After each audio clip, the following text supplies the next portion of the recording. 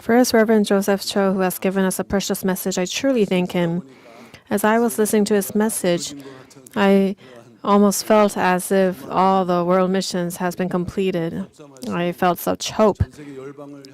The word of redemptive history is spreading towards all the nations, and in such difficult areas, I believe that God has given him this precious mission in his end times. Through Pastor, let us pray that God's work will take place.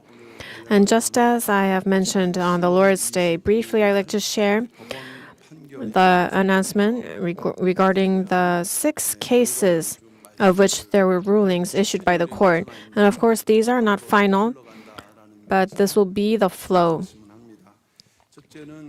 First, among the 6 cases, 2 cases were lost by the church, and the church won 4 cases. First, we'll look at the 2 lost cases. This was regarding the injunction that the breakaway side had filed to suspend the duties of the 3 members of the Law and Human Resources Committee. This was approved by the court. When these 3 members of the Law Committee were selected, An Yo-han and Shim Yeon-suk, who were presidents of the Men's and Women's Ministry, their rights to participate was not respected. That was the reason. So the court approved their injunction. Also, regarding the disciplinary actions that were taken by this law committee, were also suspended as a result. But broadly, our church is planning to supplement the issues and continue to address the issues. So there was no actual damage caused due to this ruling. We must not worry.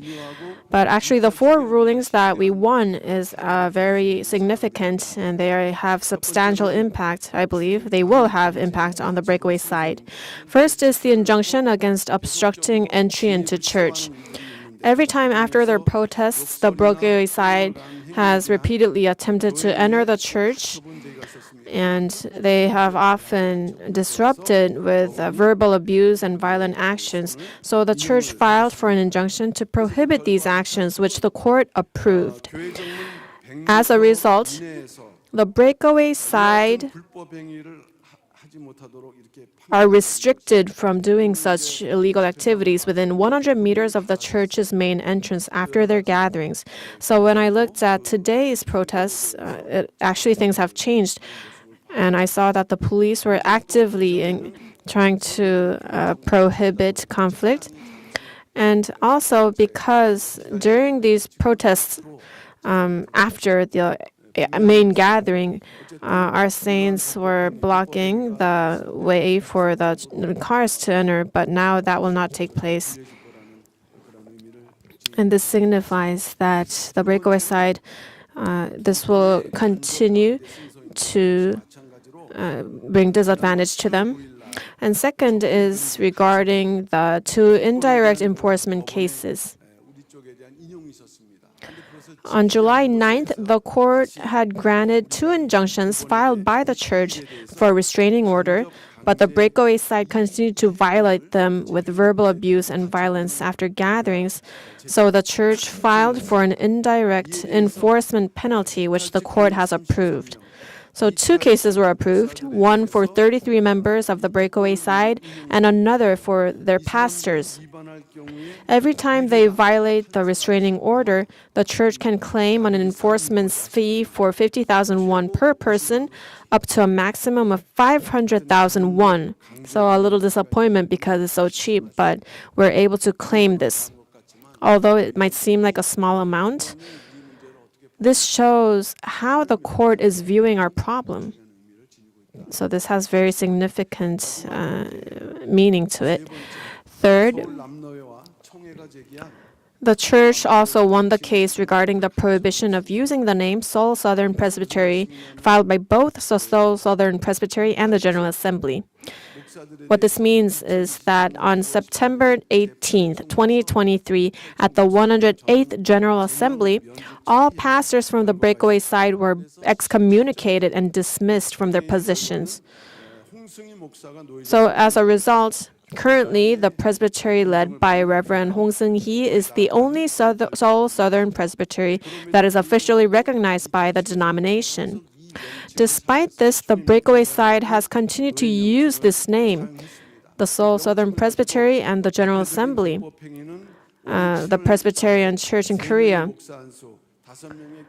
Notably, in July of this year, they ordained 3 pastors and 5 evangelists in training under the name of the Seoul Southern Presbytery. Consequently, earlier this year, the Seoul Southern Presbytery and the General Assembly of Hapdong Kyodan denomination filed an injunction at the Seoul Southern District Court to prohibit their use of the presbytery's name as well as the General Assembly's logo, and we won the case. According to the ruling, the breakaway side is prohibited from using the name Seoul Southern Presbytery and cannot use the General Assembly logo in any form. This is very important. This ruling is grounded in the General Assembly's decision and directives from April 17th, 2023. The General Assembly at that time excommunicated them, and as the legal and official presbytery, we were recognized.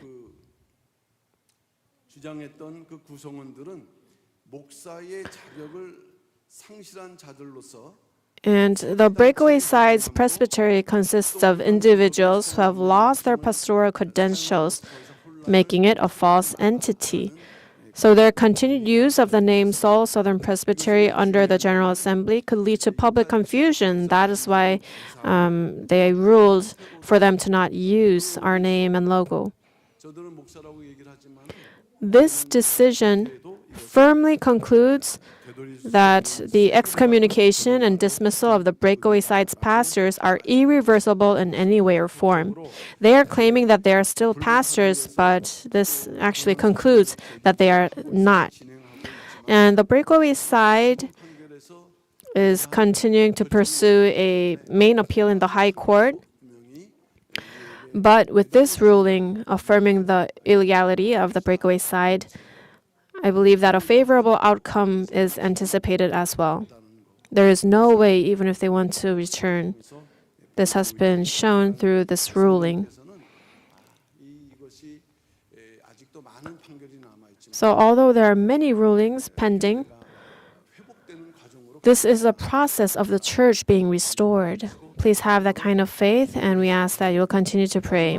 Lastly, as you know, on October 27th, Pyungkang Day, the breakaway side gathered and published the 12th book on their own. Their title is The Laws of the Offerings and Purification and the Coming of Jesus Christ. This is a non-commercial edition that they printed. And this was probably just distributed among the breakaway side members.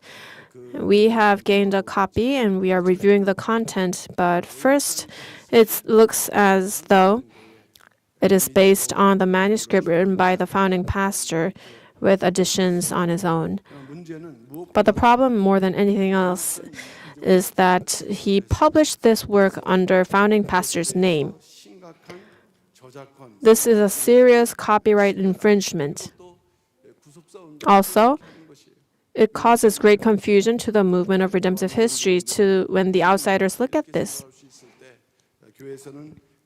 So the church plans to take strong legal action regarding this matter.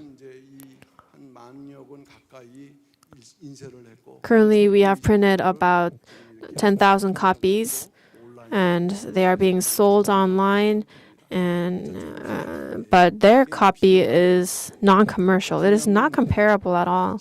So what's important is that the tradition of Book 12, Part 1 is in the signs of the covenant of grace, offerings, and the book of the law. So there is no need to worry at all. Please listen to the messages of this book that is proclaimed in the church, and please make your purchases, read it, and be devoted in spreading this book. I conclude my message with this word. Thank you.